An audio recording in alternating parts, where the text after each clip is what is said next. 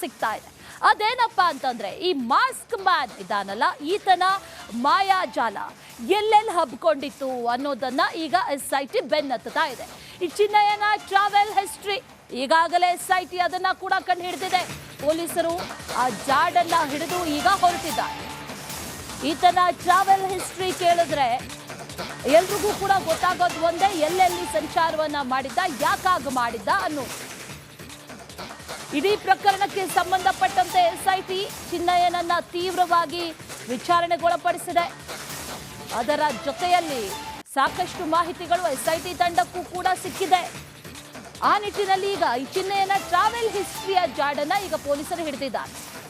ಈತ ಎಲ್ಲೆಲ್ಲಿ ಸಂಚಾರವನ್ನ ಮಾಡಿದ್ದ, ಯಾಕಾಗ ಮಾಡಿದ್ದ, ಅದೆಲ್ಲವನ್ನು ಕೂಡ ಈತ ಈಗಾಗಲೇ ಹೇಳಿದ್ದಾನೆ. ಅದರ ಜೊತೆಯಲ್ಲಿ ಆ ಜಾಡನ್ನ ಹಿಡಿದು ಈಗ ಪೊಲೀಸರು ಹೊರಟಿದ್ದಾರೆ ಅನ್ನುವಂತ ಮಾಹಿತಿ. ಸ್ಥಳ ಮಹಜರಿಗೆ ಈಗ SIT ಟೀಮ್ ಹೊರಟಿದೆ. ಅದು ಕೂಡ ಎಲ್ಲಿ, ಈ ಚಿನ್ನಯ್ಯ ಈಗಾಗಲೇ ಯಾವ ಕಡೆಯೆಲ್ಲ ಓಡಾಡಿದ್ದಾನೆ, ಯಾವ ಜಾಗಗಳಿಗೆ ಹೋಗಿದ್ದಾನೆ, ಯಾವ ಪ್ರದೇಶಗಳಲ್ಲಿ ಸುತ್ತಾಡಿದ್ದಾನೆ, ಆ ಎಲ್ಲ ಕಡೆಗಳಲ್ಲೂ ಕೂಡ ಈಗ ಸ್ಥಳ ಮಹಜರಿಗೆ SIT ಟೀಮ್ ಹೊರಟಿದೆ. ಪ್ರಮುಖವಾಗಿ ತಮಿಳುನಾಡು ಹಾಗೂ ಮಂಡ್ಯ ಎರಡೂ ಕಡೆಗೂ ಕೂಡ ಈಗ SIT ತಂಡ ಹೊರಟಿತು ಅನ್ನುವಂತ ಮಾಹಿತಿ ಒಂದಷ್ಟು ಸಿಗ್ತಾ ಇರೋದು. ಎರಡು ಕಡೆ ಈತ ಓಡಾಟವನ್ನ ಮಾಡಿದ. ತಮಿಳುನಾಡಿಗೆ ಹೋಗಿ ಬಂದಿದ್ದ, ಮಂಡ್ಯ ಆತನ ಹುಟ್ಟೂರು, ಅಲ್ಲೂ ಕೂಡ ಹೋಗಿ ಬಂದಿದ್ದ. ಅಲ್ಲಿ ಹಾಗಾದ್ರೆ SIT ತಂಡ ಈಗ ಹೊರಡ್ತಾ ಅನ್ನುವಂತ ಪ್ರಶ್ನೆ. ಚಿನ್ನಯ್ಯನ ಟ್ರಾವೆಲ್ ಹಿಸ್ಟ್ರಿ ಶೋಧ ಈಗ ಆರಂಭ ಆಗಿದೆ. ಈ ಮಾಸ್ಕ್ ಮ್ಯಾನ್ ಚಿನ್ನಯ್ಯನನ್ನ ಅಧಿಕಾರಿಗಳು ಕರೆದೊಯ್ತಾರೆ. ಬಿಗಿ ಭದ್ರತೆಯಲ್ಲಿ ಚಿನ್ನಯ್ಯನನ್ನ ಕರೆದೊಯ್ದು SIT ಅಲ್ಲಿ ಸ್ಥಳ ಮಹಜರು ನಡೆಸ್ತಾರೆ. ಚಿನ್ನಯ್ಯ ನೀಡಿರುವಂತಹ ಮಾಹಿತಿ ಈಗಾಗಲೇ ಎಲ್ಲೆಲ್ಲಿ ಟ್ರಾವೆಲ್ ಮಾಡಿದ್ದಾನೆ ಅನ್ನುವಂಥ ವಿಚಾರ, ಅದೆಲ್ಲವನ್ನು ಕೂಡ ಆಧರಿಸಿ ಈಗ ಸ್ಥಳ ಮಹಜರು ನಡೆಸೋದಕ್ಕೂ ಕೂಡ ಸಿದ್ಧತೆಯನ್ನ ಮಾಡಿಕೊಳ್ಳಲಾಗ್ತಾ ಇದೆ. 2 ವಾಹನದಲ್ಲಿ ಬೆಳ್ತಂಗಡಿಯಿಂದ ಈಗ ತಂಡ ಹೊರಟಿದೆ ಅನ್ನುವಂಥ ಮಾಹಿತಿ ಕೂಡ ಸದ್ಯಕ್ಕಿದೆ. ತಮಿಳುನಾಡು ಹಾಗೂ ಮಂಡ್ಯ ಎರಡೂ ಕಡೆಗಳಲ್ಲೂ ಕೂಡ ಸ್ಥಳ ಮಹಜರು ನಡೆಸುವಂತಹ ಸಾಧ್ಯತೆ ಇದೆ. ತಮಿಳುನಾಡಿನಲ್ಲೂ ಕೂಡ ಈಗ ಸತ್ಯಮಂಗಲ ಸೇರಿದಂತೆ ಅನೇಕ ಕಡೆಗಳಲ್ಲಿ ಓಡಾಟವನ್ನ ಮಾಡಿದ್ದ, ಅಲ್ಲೂ ಕೂಡ ಸ್ಥಳ ಮಹಜರು ನಡೆಯುತ್ತೆ.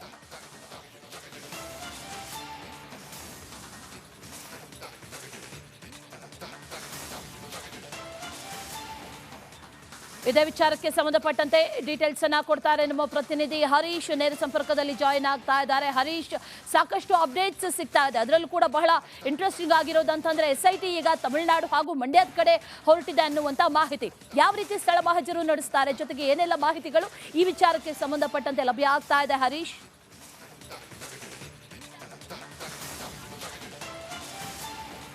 ಈಗಾಗಲೇ ಚಿನ್ನಯ್ಯನನ್ನು ಬೇರೆ ಬೇರೆ ರೀತಿಯಲ್ಲಿ SIT ಪೊಲೀಸರು ತನಿಖೆಯನ್ನು ನಡೆಸಿರುವಂಥದ್ದು. ಯಾಕಂದರೆ ಆತ ಬುರುಡೆಯನ್ನು ಇಟ್ಕೊಂಡು ಬಂದ ನಂತರದಲ್ಲಿ SIT ಕಚೇರಿಗೆ ಬಂದ ನಂತರದಲ್ಲಿ ಅದು ಸುಮಾರು 17 ಕಡೆಯಲ್ಲಿ ಆತ ತೋರಿಸಿದಂಥ ಸ್ಪಾಟ್ಗಳನ್ನು ಪೊಲೀಸರು ಉತ್ಖನನ ಮಾಡಿದ್ದಾರೆ. ಎಲ್ಲ ರೀತಿಯ ತನಿಖೆಯನ್ನು ನಡೆಸಿದ್ದಾರೆ. ಆದರೆ ಆ ನಂತರದಲ್ಲಿ ಆತನ ಬಗ್ಗೆ ಈಗ ಪೊಲೀಸರು ಒಂದಷ್ಟು ಮಾಹಿತಿಯನ್ನು ಕಲೆ ಹಾಕುವಂಥ ಕೆಲಸವನ್ನು SIT ಮಾಡ್ತಾ ಇರುವಂಥದ್ದು. ಯಾಕಂದರೆ ಆತ ಸುಮಾರು 10 ವರ್ಷದಿಂದ ಈ ಭಾಗದಲ್ಲಿ ಇರಲಿಲ್ಲ. ಆದರೆ ಎಲ್ಲಿದ್ದ, ಏನೇನು ಮಾಡ್ತಾ ಇದ್ದ ಅನ್ನುವಂಥ ಮಾಹಿತಿಗಳನ್ನು ಕಲೆ ಹಾಕೋದು ಅನಿವಾರ್ಯ ಆಗಿರುವಂಥದ್ದು. ಈಗಾಗಲೇ ಮಂಡ್ಯ ಮತ್ತು ತಮಿಳುನಾಡಿನಲ್ಲೂ ಕೂಡ ಆತನ ಬಗ್ಗೆ ಒಂದಷ್ಟು ತನಿಖೆಯನ್ನು ನಡೆಸಬೇಕಾಗಿರುವಂಥದ್ದು SIT. ಈ ಕಾರಣಕ್ಕಾಗಿ ಆತನನ್ನು ಬಿಗಿ ಪೊಲೀಸ್ ಬಂದೋಬಸ್ತಿನಲ್ಲಿ ಈಗಾಗಲೇ ಸ್ಥಳ ಮಹಜರಿಗೆ ಕರೆದುಕೊಂಡು ಹೋಗಿರುವಂಥದ್ದು. ಮಂಡ್ಯದಲ್ಲಿ ಆತ ಇದ್ದ, ಜೊತೆಗೆ ಆತ ತಮಿಳುನಾಡಿನಲ್ಲಿ ಒಂದು ಹಳ್ಳಿಯಲ್ಲಿ ಕೆಲಸವನ್ನು ಮಾಡ್ತಾ ಇದ್ದ. ಸುಮಾರು ವರ್ಷಗಳ ಕಾಲ ಆತ ಅಲ್ಲಿ ಇದ್ದ ಅನ್ನುವಂಥದ್ದಕ್ಕೆ ಪೊಲೀಸರಿಗೆ ಒಂದಷ್ಟು ಮಾಹಿತಿಗಳು ಸಿಕ್ಕಿರುವಂಥದ್ದು. ಹಾಗಾಗಿ ಅಲ್ಲಿಯ ಆತನ ನಡವಳಿಕೆಗಳು ಮತ್ತು ಆತನ ಚಟುವಟಿಕೆಗಳು ಹೇಗಿತ್ತು ಅನ್ನೋದನ್ನು ಕೂಡ ಸದ್ಯಕ್ಕೆ SIT ತಿಳ್ಕೊಬೇಕಾಗಿದೆ. ಮತ್ತು ಆತನನ್ನು ಅಲ್ಲಿರುವಾಗ ಯಾರು ಸಂಪರ್ಕಿಸಿದರು ಮತ್ತು ಈ ಷಡ್ಯಂತ್ರದ ಹಿಂದೆ ಯಾರಿದ್ದಾರೆ ಅನ್ನೋದಕ್ಕೂ ಕೂಡ ಒಂದು ಸರಿಯಾದ ಉತ್ತರ SITಗೆ ಸಿಗಬೇಕಾದ್ರೆ ಈಗ ತಮಿಳುನಾಡಿಗೆ ಹೋಗುವಂಥ ಅನಿವಾರ್ಯತೆ ಇರುವಂಥದ್ದು. ಜೊತೆಗೆ ಚಿನ್ನಯ್ಯನ ಒಂದಷ್ಟು ಸ್ಥಳ ಮಹಜರನ್ನು ಮಾಡುವಂಥದ್ದು ಕೂಡ ಅಗತ್ಯ ಇರುವಂಥದ್ದು. ಯಾಕಂದರೆ ಚಿನ್ನಯ್ಯ ಅಲ್ಲೊಂದು ಸಂಸಾರವನ್ನು ಮಾಡ್ತಾ ಇದ್ದನ್ನುವಂಥ ಮಾಹಿತಿಗಳು ಕೂಡ ಪೊಲೀಸರಿಗೆ ಇರುವಂಥದ್ದು.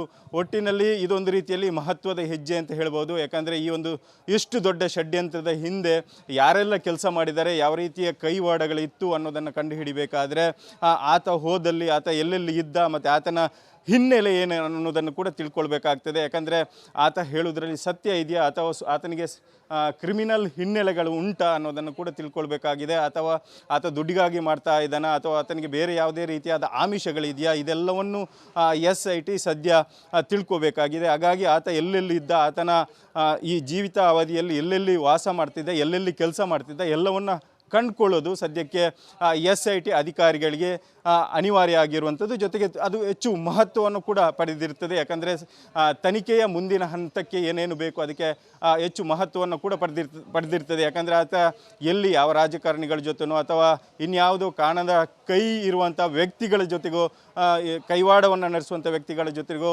ಶಾಮೀಲಾಗಿದ್ದಾನೋ ಅಥವಾ ಆತನೇ ಸ್ವ ಇಚ್ಛೆಯಿಂದ ಈ ರೀತಿಯ ಒಂದು ಪ್ಲ್ಯಾನನ್ನು ರೂಪಿಸಿದನೋ, ಇದನ್ನೆಲ್ಲವನ್ನು ಕಂಡುಹಿಡಿಯೋದು ಕೂಡ ಸದ್ಯಕ್ಕೆ SIT ಅಧಿಕಾರಿಗಳಿಗೆ ಅನಿವಾರ್ಯ ಆಗಿರುವಂಥದ್ದು. ಅಶ್ವಿನಿ, ಧರ್ಮಸ್ಥಳ ಪ್ರಕರಣಕ್ಕೆ ಸಂಬಂಧಪಟ್ಟಂತೆ SIT ತನಿಖೆಯನ್ನ ನಡೆಸ್ತಾ ಇದೆ. ಈ ತನಿಖೆಯಲ್ಲಿ ಈಗ ಮೇಜರ್ ಟ್ವಿಸ್ಟ್ ಸಿಗ್ತಾ ಇದೆ. ಅದೇನಪ್ಪಾ ಅಂತಂದ್ರೆ, ಈ ಮಾಸ್ಕ್ ಮ್ಯಾನ್ ಇದಾನಲ್ಲ, ಈತನ ಮಾಯಾಜಾಲ ಎಲ್ಲೆಲ್ಲಿ ಹಬ್ಕೊಂಡಿತ್ತು ಅನ್ನೋದನ್ನ ಈಗ SIT ಬೆನ್ನತ್ತಾ ಇದೆ. ಈ ಚಿನ್ನಯ್ಯನ ಟ್ರಾವೆಲ್ ಹಿಸ್ಟ್ರಿ ಈಗಾಗಲೇ SIT ಅದನ್ನ ಕೂಡ ಕಂಡು ಹಿಡಿದಿದೆ. ಪೊಲೀಸರು ಆ ಜಾಡನ್ನ ಹಿಡಿದು ಈಗ ಹೊರಟಿದ್ದಾರೆ. ಈತನ ಟ್ರಾವೆಲ್ ಹಿಸ್ಟ್ರಿ ಕೇಳಿದ್ರೆ ಎಲ್ರಿಗೂ ಕೂಡ ಗೊತ್ತಾಗೋದು ಒಂದೇ, ಎಲ್ಲೆಲ್ಲಿ ಸಂಚಾರವನ್ನ ಮಾಡಿದ್ದ, ಯಾಕಾಗ ಮಾಡಿದ್ದ ಅನ್ನೋದು. ಇಡೀ ಪ್ರಕರಣಕ್ಕೆ ಸಂಬಂಧಪಟ್ಟಂತೆ SIT ಚಿನ್ನಯ್ಯನನ್ನ ತೀವ್ರವಾಗಿ ವಿಚಾರಣೆಗೊಳಪಡಿಸಿದೆ. ಅದರ ಜೊತೆಯಲ್ಲಿ ಸಾಕಷ್ಟು ಮಾಹಿತಿಗಳು SIT ತಂಡಕ್ಕೂ ಕೂಡ ಸಿಕ್ಕಿದೆ. ಆ ನಿಟ್ಟಿನಲ್ಲಿ ಈಗ ಈ ಚಿನ್ನಯ್ಯನ ಟ್ರಾವೆಲ್ ಹಿಸ್ಟ್ರಿಯ ಜಾಡನ್ನ ಈಗ ಪೊಲೀಸರು ಹಿಡಿದಿದ್ದಾರೆ. ಈತ ಎಲ್ಲೆಲ್ಲಿ ಸಂಚಾರವನ್ನ ಮಾಡಿದ್ದ, ಯಾಕಾಗ ಮಾಡಿದ್ದ, ಅದೆಲ್ಲವನ್ನು ಕೂಡ ಈತ ಈಗಾಗಲೇ ಹೇಳಿದ್ದಾನೆ. ಅದರ ಜೊತೆಯಲ್ಲಿ ಆ ಜಾಡನ್ನ ಹಿಡಿದು ಈಗ ಪೊಲೀಸರು ಹೊರಟಿದ್ದಾರೆ ಅನ್ನುವಂತ ಮಾಹಿತಿ. ಸ್ಥಳ ಮಹಜರಿಗೆ ಈಗ SIT ಟೀಮ್ ಹೊರಟಿದೆ. ಅದು ಕೂಡ ಎಲ್ಲಿ, ಈ ಚಿನ್ನಯ್ಯ ಈಗಾಗಲೇ ಯಾವ ಕಡೆಯೆಲ್ಲ ಓಡಾಡಿದ್ದಾನೆ, ಯಾವ ಜಾಗಗಳಿಗೆ ಹೋಗಿದ್ದಾನೆ, ಯಾವ ಪ್ರದೇಶಗಳಲ್ಲಿ ಸುತ್ತಾಡಿದ್ದಾನೆ, ಆ ಎಲ್ಲ ಕಡೆಗಳಲ್ಲೂ ಕೂಡ ಈಗ ಸ್ಥಳ ಮಹಜರಿಗೆ SIT ಟೀಮ್ ಹೊರಟಿದೆ. ಪ್ರಮುಖವಾಗಿ ತಮಿಳುನಾಡು ಹಾಗೂ ಮಂಡ್ಯ ಎರಡೂ ಕಡೆಗೂ ಕೂಡ ಈಗ SIT ತಂಡ ಹೊರಟಿತು ಅನ್ನುವಂಥ ಮಾಹಿತಿ ಒಂದಷ್ಟು ಸಿಗ್ತಾ ಇರೋದು. ಎರಡು ಕಡೆ ಈತ ಓಡಾಟವನ್ನ ಮಾಡಿದ. ತಮಿಳುನಾಡಿಗೆ ಹೋಗಿ ಬಂದಿದ್ದ, ಮಂಡ್ಯ ಆತನ ಹುಟ್ಟೂರು, ಅಲ್ಲೂ ಕೂಡ ಹೋಗಿ ಬಂದಿದ್ದ. ಅಲ್ಲಿ ಹಾಗಾದ್ರೆ SIT ತಂಡ ಈಗ ಹೊರಡ್ತಾ ಅನ್ನುವಂಥ ಪ್ರಶ್ನೆ. ಚಿನ್ನಯ್ಯನ ಟ್ರಾವೆಲ್ ಹಿಸ್ಟ್ರಿ ಶೋಧ ಈಗ ಆರಂಭ ಆಗಿದೆ. ಈ ಮಾಸ್ಕ್ ಮ್ಯಾನ್ ಚಿನ್ನಯ್ಯನನ್ನ ಅಧಿಕಾರಿಗಳು ಕರೆದೊಯ್ತಾರೆ. ಬಿಗಿ ಭದ್ರತೆಯಲ್ಲಿ ಚಿನ್ನಯ್ಯನನ್ನ ಕರೆದೊಯ್ದು SIT ಅಲ್ಲಿ ಸ್ಥಳ ಮಹಜರು ನಡೆಸ್ತಾರೆ. ಚಿನ್ನಯ್ಯ ನೀಡಿರುವಂಥ ಮಾಹಿತಿ ಈಗಾಗಲೇ ಎಲ್ಲೆಲ್ಲಿ ಟ್ರಾವೆಲ್ ಮಾಡಿದ್ದಾನೆ ಅನ್ನುವಂಥ ವಿಚಾರ, ಅದೆಲ್ಲವನ್ನು ಕೂಡ ಆಧರಿಸಿ ಈಗ ಸ್ಥಳ ಮಹಜರು ನಡೆಸೋದಕ್ಕೂ ಕೂಡ ಸಿದ್ಧತೆಯನ್ನ ಮಾಡಿಕೊಳ್ಳಲಾಗ್ತಾ ಇದೆ. 2 ವಾಹನದಲ್ಲಿ ಬೆಳ್ತಂಗಡಿಯಿಂದ ಈಗ ತಂಡ ಹೊರಟಿದೆ ಅನ್ನುವಂಥ ಮಾಹಿತಿ ಕೂಡ ಸದ್ಯಕ್ಕಿದೆ. ತಮಿಳುನಾಡು ಹಾಗೂ ಮಂಡ್ಯ ಎರಡೂ ಕಡೆಗಳಲ್ಲೂ ಕೂಡ ಸ್ಥಳ ಮಹಜರು ನಡೆಸುವಂತ ಸಾಧ್ಯತೆ ಇದೆ. ತಮಿಳುನಾಡಿನಲ್ಲೂ ಕೂಡ ಈಗ ಸತ್ಯಮಂಗಲ ಸೇರಿದಂತೆ ಅನೇಕ ಕಡೆಗಳಲ್ಲಿ ಓಡಾಟವನ್ನ ಮಾಡಿದ್ದ, ಅಲ್ಲೂ ಕೂಡ ಸ್ಥಳ ಮಹಜರು ನಡೆಯುತ್ತೆ.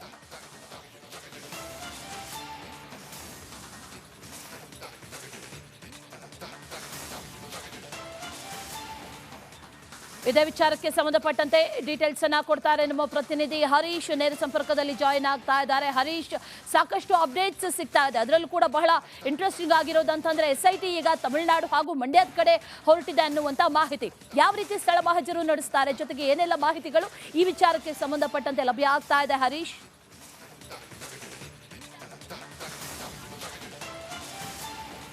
ಈಗಾಗಲೇ ಚಿನ್ನಯ್ಯನನ್ನು ಬೇರೆ ಬೇರೆ ರೀತಿಯಲ್ಲಿ SIT ಪೊಲೀಸರು ತನಿಖೆಯನ್ನು ನಡೆಸಿರುವಂಥದ್ದು. ಯಾಕಂದರೆ ಆತ ಬುರುಡೆಯನ್ನು ಇಟ್ಕೊಂಡು ಬಂದ ನಂತರದಲ್ಲಿ SIT ಕಚೇರಿಗೆ ಬಂದ ನಂತರದಲ್ಲಿ ಅದು ಸುಮಾರು 17 ಕಡೆಯಲ್ಲಿ ಆತ ತೋರಿಸಿದಂಥ ಸ್ಪಾಟ್ಗಳನ್ನು ಪೊಲೀಸರು ಉತ್ಖನನ ಮಾಡಿದ್ದಾರೆ. ಎಲ್ಲ ರೀತಿಯ ತನಿಖೆಯನ್ನು ನಡೆಸಿದ್ದಾರೆ. ಆದರೆ ಆ ನಂತರದಲ್ಲಿ ಆತನ ಬಗ್ಗೆ ಈಗ ಪೊಲೀಸರು ಒಂದಷ್ಟು ಮಾಹಿತಿಯನ್ನು ಕಲೆ ಹಾಕುವಂಥ ಕೆಲಸವನ್ನು SIT ಮಾಡ್ತಾ ಇರುವಂಥದ್ದು. ಯಾಕಂದರೆ ಆತ ಸುಮಾರು 10 ವರ್ಷದಿಂದ ಈ ಭಾಗದಲ್ಲಿ ಇರಲಿಲ್ಲ. ಆದರೆ ಎಲ್ಲಿದ್ದ, ಏನೇನು ಮಾಡ್ತಾ ಇದ್ದ ಅನ್ನುವಂಥ ಮಾಹಿತಿಗಳನ್ನು ಕಲೆ ಹಾಕೋದು ಅನಿವಾರ್ಯ ಆಗಿರುವಂಥದ್ದು. ಈಗಾಗಲೇ ಮಂಡ್ಯ ಮತ್ತು ತಮಿಳುನಾಡಿನಲ್ಲೂ ಕೂಡ ಆತನ ಬಗ್ಗೆ ಒಂದಷ್ಟು ತನಿಖೆಯನ್ನು ನಡೆಸಬೇಕಾಗಿರುವಂಥದ್ದು SIT. ಈ ಕಾರಣಕ್ಕಾಗಿ ಆತನನ್ನು ಬಿಗಿ ಪೊಲೀಸ್ ಬಂದೋಬಸ್ತಿನಲ್ಲಿ ಈಗಾಗಲೇ ಸ್ಥಳ ಮಹಾಜರಿಗೆ ಕರೆದುಕೊಂಡು ಹೋಗಿರುವಂಥದ್ದು. ಮಂಡ್ಯದಲ್ಲಿ ಆತ ಇದ್ದ, ಜೊತೆಗೆ ಆತ ತಮಿಳುನಾಡಿನಲ್ಲಿ ಒಂದು ಹಳ್ಳಿಯಲ್ಲಿ ಕೆಲಸವನ್ನು ಮಾಡ್ತಾ ಇದ್ದ, ಸುಮಾರು ವರ್ಷಗಳ ಕಾಲ ಆತ ಅಲ್ಲಿ ಇದ್ದ ಅನ್ನುವಂಥದ್ದಕ್ಕೆ ಪೊಲೀಸರಿಗೆ ಒಂದಷ್ಟು ಮಾಹಿತಿಗಳು ಸಿಕ್ಕಿರುವಂಥದ್ದು. ಹಾಗಾಗಿ ಅಲ್ಲಿಯ ಆತನ ನಡವಳಿಕೆಗಳು ಮತ್ತು ಆತನ ಚಟುವಟಿಕೆಗಳು ಹೇಗಿತ್ತು ಅನ್ನೋದನ್ನು ಕೂಡ ಸದ್ಯಕ್ಕೆ SIT ತಿಳ್ಕೊಬೇಕಾಗಿದೆ. ಮತ್ತು ಆತನನ್ನು ಅಲ್ಲಿರುವಾಗ ಯಾರು ಸಂಪರ್ಕಿಸಿದರು ಮತ್ತು ಈ ಷಡ್ಯಂತ್ರದ ಹಿಂದೆ ಯಾರಿದ್ದಾರೆ ಅನ್ನೋದಕ್ಕೂ ಕೂಡ ಒಂದು ಸರಿಯಾದ ಉತ್ತರ SITಗೆ ಸಿಗಬೇಕಾದ್ರೆ ಈಗ ತಮಿಳುನಾಡಿಗೆ ಹೋಗುವಂಥ ಅನಿವಾರ್ಯತೆ ಇರುವಂಥದ್ದು. ಜೊತೆಗೆ ಚಿನ್ನಯ್ಯನ ಒಂದಷ್ಟು ಸ್ಥಳ ಮಹಾಜರನ್ನು ಮಾಡುವಂಥದ್ದು ಕೂಡ ಅಗತ್ಯ ಇರುವಂಥದ್ದು. ಯಾಕಂದರೆ ಚಿನ್ನಯ್ಯ ಅಲ್ಲೊಂದು ಸಂಸಾರವನ್ನು ಮಾಡ್ತಾ ಇದ್ದನ್ನುವಂಥ ಮಾಹಿತಿಗಳು ಕೂಡ ಪೊಲೀಸರಿಗೆ ಇರುವಂಥದ್ದು. ಒಟ್ಟಿನಲ್ಲಿ ಇದೊಂದು ರೀತಿಯಲ್ಲಿ ಮಹತ್ವದ ಹೆಜ್ಜೆ ಅಂತ ಹೇಳ್ಬೋದು. ಯಾಕಂದರೆ ಈ ಒಂದು ಇಷ್ಟು ದೊಡ್ಡ ಷಡ್ಯಂತ್ರದ ಹಿಂದೆ ಯಾರೆಲ್ಲ ಕೆಲಸ ಮಾಡಿದ್ದಾರೆ, ಯಾವ ರೀತಿಯ ಕೈವಾಡಗಳಿತ್ತು ಅನ್ನೋದನ್ನು ಕಂಡುಹಿಡಿಬೇಕಾದ್ರೆ ಆತ ಹೋದಲ್ಲಿ ಆತ ಎಲ್ಲೆಲ್ಲಿ ಇದ್ದ ಮತ್ತು ಆತನ ಹಿನ್ನೆಲೆ ಏನು ಅನ್ನೋದನ್ನು ಕೂಡ ತಿಳ್ಕೊಳ್ಬೇಕಾಗ್ತದೆ. ಯಾಕಂದರೆ ಆತ ಹೇಳೋದ್ರಲ್ಲಿ ಸತ್ಯ ಇದೆಯಾ ಅಥವಾ ಆತನಿಗೆ ಕ್ರಿಮಿನಲ್ ಹಿನ್ನೆಲೆಗಳು ಉಂಟಾ ಅನ್ನೋದನ್ನು ಕೂಡ ತಿಳ್ಕೊಳ್ಬೇಕಾಗಿದೆ. ಅಥವಾ ಆತ ದುಡ್ಡಿಗಾಗಿ ಮಾಡ್ತಾ ಇದ್ದಾನ ಅಥವಾ ಆತನಿಗೆ ಬೇರೆ ಯಾವುದೇ ರೀತಿಯಾದ ಆಮಿಷಗಳಿದೆಯಾ, ಇದೆಲ್ಲವನ್ನು SIT ಸದ್ಯ ತಿಳ್ಕೊಬೇಕಾಗಿದೆ. ಹಾಗಾಗಿ ಆತ ಎಲ್ಲೆಲ್ಲಿ ಇದ್ದ, ಆತನ ಈ ಜೀವಿತ ಅವಧಿಯಲ್ಲಿ ಎಲ್ಲೆಲ್ಲಿ ವಾಸ ಮಾಡ್ತಿದ್ದ, ಎಲ್ಲೆಲ್ಲಿ ಕೆಲಸ ಮಾಡ್ತಿದ್ದ, ಎಲ್ಲವನ್ನು ಕಂಡುಕೊಳ್ಳೋದು ಸದ್ಯಕ್ಕೆ SIT ಅಧಿಕಾರಿಗಳಿಗೆ ಅನಿವಾರ್ಯ ಆಗಿರುವಂಥದ್ದು. ಜೊತೆಗೆ ಅದು ಹೆಚ್ಚು ಮಹತ್ವವನ್ನು ಕೂಡ ಪಡೆದಿರ್ತದೆ. ಯಾಕಂದರೆ ತನಿಖೆಯ ಮುಂದಿನ ಹಂತಕ್ಕೆ ಏನೇನು ಬೇಕು ಅದಕ್ಕೆ ಹೆಚ್ಚು ಮಹತ್ವವನ್ನು ಕೂಡ ಪಡೆದಿರ್ತದೆ. ಯಾಕಂದರೆ ಆತ ಎಲ್ಲಿ ಯಾವ ರಾಜಕಾರಣಿಗಳ ಜೊತೆನೋ ಅಥವಾ ಇನ್ಯಾವುದೋ ಕಾಣದ ಕೈ ಇರುವಂಥ ವ್ಯಕ್ತಿಗಳ ಜೊತೆಗೋ, ಕೈವಾಡವನ್ನು ನಡೆಸುವಂಥ ವ್ಯಕ್ತಿಗಳ ಜೊತೆಗೋ ಶಾಮೀಲಾಗಿದ್ದಾನೋ ಅಥವಾ ಆತನೇ ಸ್ವ ಇಚ್ಛೆಯಿಂದ ಈ ರೀತಿಯ ಒಂದು ಪ್ಲ್ಯಾನನ್ನು ರೂಪಿಸಿದನೋ, ಇದನ್ನೆಲ್ಲವನ್ನು ಕಂಡುಹಿಡಿಯೋದು ಕೂಡ ಸದ್ಯಕ್ಕೆ SIT ಅಧಿಕಾರಿಗಳಿಗೆ ಅನಿವಾರ್ಯ ಆಗಿರುವಂಥದ್ದು.